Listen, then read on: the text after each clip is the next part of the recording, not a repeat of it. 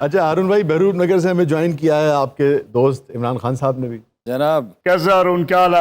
اٹھ کے جفی پائی اللہ کا دیے. شکر ہے. اور جفیا ہماری ڈرتی رہتی ہے بس یہی. آج تو باقی میں میرا چیتا لگا، تو نے میرے جگر ہارون صاحب کو بلایا یہاں پر. جن چیتے تو بنا لینا، تیرا اپنا زو ہونا چاہیے. ہارون صاحب ویسے جتنا آپ نے انہیں سپورٹ کیا ہے شاید ہی کسی دوسرے صحافی نے کیا. بس اب کبھی کبھی افسوس بھی ہوتا ہے اس پہ.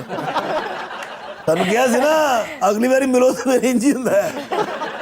خان صاحب کہتے تھے کہ میرے سوا تم واحد آدمی ہو جس بات پہ بلیو کرتے ہو کہ میں پرائم منسٹر بن جاؤں گا. میں نے انہیں اس دن ایک واقعہ سنایا تو بالکل حیرت زدہ ہی رہ گئے. ابھی یا پہلے؟ یعنی یہ کوئی 15 برس پہلے کی بات ہوگی. 16. انہوں نے کہا تم واحد آدمی ہو جو بلیو کرتے ہو. میں نے کہا خیال اللہ کی طرف سے ہوتا ہے. میرے دل میں یہ خیال جم گیا. تو میں نے اس دن انہیں بتایا کہ میں نے 83 میں ایک آرٹیکل لکھا تھا کہ یہ آدمی پالیٹکس جوائن کرے گا اور اس میں کوئی رول پلے کرے گا. انہوں نے کہا واقعی؟ میں نے کہا وہ ریکارڈ پہ ہے، روزنامہ جنگ میں چھپا ہوا ہے. تو انہوں نے کہا کیسے؟ میں نے کہا اس لیے کہ آپ ایک رومانٹک آدمی ہیں. بزنس آپ کر نہیں سکتے، نوکری آپ کر نہیں سکتے، اس کے بعد پالیٹکس کا آپشن رہ گیا تھا.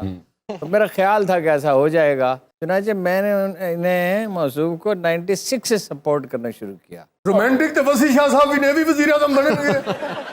شاہ صاحب یہی کریں گے جو کر رہے ہیں. ہم اسی میں خوش ہیں الحمدللہ. تو چنانچہ 96 میں جب انہوں نے فیصلہ کیا تو میں نے سپورٹ کیا انہیں پوری طرح سے. وہ جو براؤن صاحب والا کالم تھا اس میں آپ کا کوئی ہاتھ تھا؟ نہیں میرا جو کالم انہوں نے پارٹی لانچ کرنے سے پہلے لکھے اس میں میرا کوئی دخل نہیں تھا. بعد میں انہوں نے کچھ چیزیں لکھی جس میں تھوڑا بہت مشورہ پوچھا. کتاب کی تو خیر پورا ہی ترجمہ آپ نے کیا تھا. کتاب کا ترجمہ میں نے کتاب کا ترجمہ نہیں کیا، اسے ایڈٹ کیا. اچھا ٹھیک ہے. اس کتاب میں ایسی بہت سی چیزیں تھیں جو پاکستانی آڈینس کے لیے مناسب نہیں. اور اس میں ایک اور بات ہے جو خان صاحب کو کتاب چھپنے کے بعد میں نے بتائی کہ اس کا آخری چیپٹر میں نے خود ہی لکھ دیا، اس لیے کہ اس کو چھپے ہوئے انگریزی میں کچھ عرصہ ہو گیا تھا. جب 30 اکتوبر 11 کا جلسہ ہوا تو پھر میں نے ملنا کم کر دیا انہیں.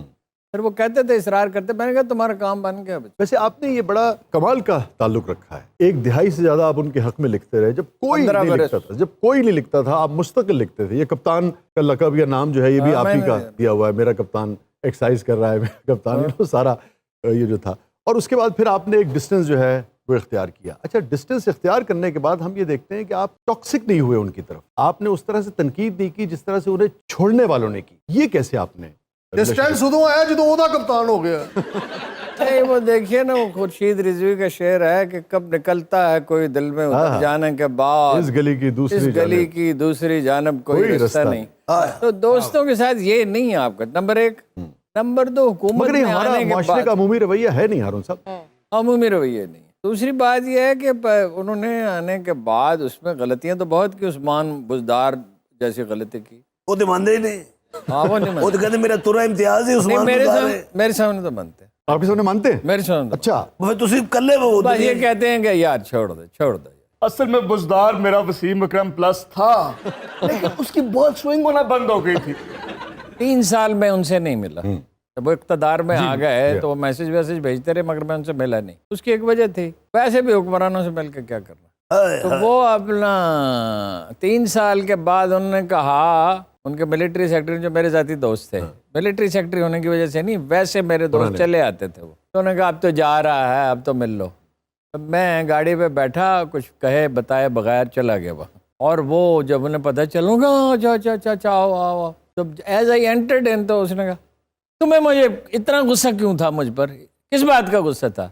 میں نے کہا آرام سے بیٹھو، میں ابھی تمہیں بتا. خان صاحب نے ایک جملہ کیا ہے اور تاریخی جملہ. اچھا ان کا اب آئے ہو جب چڑیاں چونکیں گے. اچھا وہ اب کھیت سے تو مجھے لینا دینا کچھ نہیں تھا. تو اس نے کہا چائے لاؤ.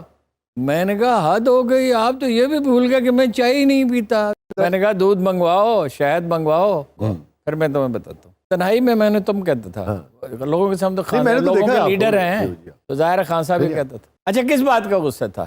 میں نے کہا حضور، ذرا آگے جھک رہا، حضور شجرکاری کی حمایت کی، آپ کے ڈیم بنایا آپ نے حمایت کی، کرونا سے اچھا فائٹ کیا اس کی حمایت کی، حساس پروگرام کی حمایت کی، بے نظیر پروگرام سے 9 لاکھ غیر مستحق نکالے اس کی حمایت کی. اس کے علاوہ آپ کا کون سا کارنامہ ہے جس کی میں حمایت کرتا؟ اس پہ وہ بالکل ذرا پیچھے ہٹ کے بیٹھ کے کہا ہاں یہ تو میری بیگم بھی کہتی ہیں کہ آپ نے جو اچھے کام کیا اس کی حمایت کرتے. بس اس پہ بات خان صاحب ایسے پچھلی باتیں یاد نہیں رکھتے, یہ لوگوں کو اندازہ نہیں ہے کہ پچھلی باتیں بھول جاتے ہیں. انہوں نے مجھے کہا کہ تم نہیں جا سکتے. میں نے کہا میں جا رہا ہوں حضور, مجھے کام ہے. مگر پھر 5 گھنٹے انہوں نے مجھے جانے نہیں دیا. اس دن میں نے بڑی گہری دل کی بات صرف ایک بات کی کہ عثمان بزدار کے ہوتے ہوئے پنجاب چل سکتا. میں نے کہا نہیں. تو آپ نے پوچھا کون؟ میں نے کہا چودھری پرویز الہی. تو آپ نے کہا کون تھا, آپ کو یاد ہوگا, کس لیے؟ میں نے کہا وہی ڈیمیج کر سکتا ہے نون لیگ کو. کیا بات ہے ارون صاحب, دودھ وچ شہد پا کے پیتا ہوئے دل دیاں گلاں تے ہوندیاں نے. اور زیادہ مزے کی بات ہے کہ پیار تب بھی بڑھتا ہے جب میں نے خود شہد ملایا دودھ میں, تب اور زیادہ پیار. جناب نے کدی نہیں ملایا, اسی خود ہی ملایا. وہ تو ارون صاحب لکھا کرتے تھے نا کہ گھر میں جاتے تھے تو اپنی مرضی سے جناب مرغی بھی آتی تھی بناتے تھے, آپ تو ایکسرسائز کر رہے ہوتے تھے. ایکسرسائز میں کرتا تھا, مجھے ڈانٹتے تھے اور بس کرو سیاست پہ دھیان دو. میں کہتا تھا کہ پش اپس لگانے سے ہی بندہ وزیر اعظم بنتا ہے, ویسے نہیں بنتا. وہ کہا انہوں نے یہ تھا کہ آؤ تو میں ایک ورزش سکھاؤں جس سے ٹانگیں لوہے کی ہو جائیں گی. اچھا. میں نے کہا ٹانگیں گوشت پوشت کی ٹھیک ہوتی ہیں, آپ اپنے لوہے کی بنا. کاش لوہے دیاں لتاں ہون بندہ مکنا تے اس نال چمڑ جاندا جناب. خان صاحب دی کوالٹی ہے جہاں بھی گیس ملنی جاوے انہوں ایکسرسائز کرا دیتے. یہ تو اطہر صاحب اچھی بات ہے, فزیکلی تو انسان کو فٹ ہونا چاہیے. آدمی کو دماغی طور پہ بھی تو فٹ ہونا. ایک اجے کالم کا فکرہ اس پہ بہت موصوف ایک دن ناراض ہوئے. اچھا. وہ میں بیٹھا انتظار کرتا رہا یہ زمان پارک والے گھر میں, تو وہ اپنا کوئی آدھا گھنٹہ ورزش کر کے آئے. علامہ صدیق اظہر صاحب ساتھ تھے. تو کہنے لگے جسم پہ بھی انویسٹمنٹ کرنی چاہیے. میں نے کہا ذہن پہ بھی کرنی چاہیے یا نہیں؟ تو میں نے نہیں کی. میں نے کہا ہارون صاحب نے اس فکر تو بعد خان صاحب نے کیا ہارون صاحب اقتدار سے بعد ملیں گے. نہیں, اقتدار میں وہ مجھے بلاتے رہے. شاہی قلعہ میں بڑا ایک شاندار ڈنر تھا. فواد سے کہا کہ کسی طرح اس کو لے آؤ. میں نے کہا پھر ملیں گے. یار پھر میرا ارادہ یہی تھا کہ پرائم منسٹرشپ ختم ہوگی تو ملیں گے, لیکن پھر آخر ترس آ جاتا ہے. پرانے دوست ہیں. میاں صاحب کول کیڑا اقتدار ہے, میٹنگ فکس کراواں جناب. میاں صاحب نال جی لنڈن سر. سر تسی انہاں نوں پوچھ سکدے ہو, میں کدی اپنا شام دا وقت ضائع نہیں کیتا. کیا کہنا ہے. اچھا ہارون بھائی, ویسے آپ کو ذاتی بھی مجھے لگتا ہے کہ محبت رہی, ایک دوست کی حیثیت سے بھی آپ کی بڑی قربت ہے عمران کے ساتھ.